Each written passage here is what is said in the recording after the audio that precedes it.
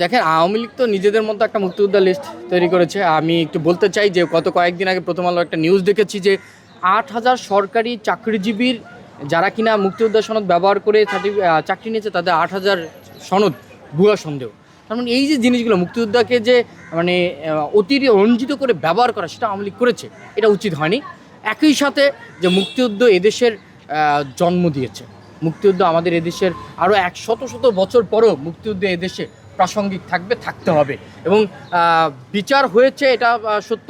পাশাপাশি আরেকটা জিনিস, সেটা হলো যে যারাই মুক্তিযুদ্ধের বিপক্ষে কথা বলবে, যারাই মুক্তিযুদ্ধকে ডাউন করার চেষ্টা করবে, তাদের বিপক্ষে আজীবন আমরা কথা বলবো। আপনি দেখতে পাচ্ছেন যে 24 হওয়ার পরে অনেকে বলেছিল যে মুক্তিযুদ্ধকে ভুলে যেতে হবে, এটা মুক্তিযুদ্ধের চাইতে অনেক কিছু না। 71 যেমন আমাদের জন্য গুরুত্বপূর্ণ ছিল, 24 আমাদের জন্য সমান গুরুত্বপূর্ণ।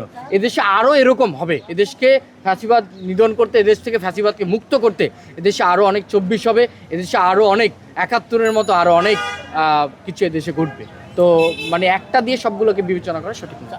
71-এ যারা বিরোধিতা করছে তারাও যেমন অপরাধী, 24-এ যারা বিরোধিতা করছে তারাও অপরাধী।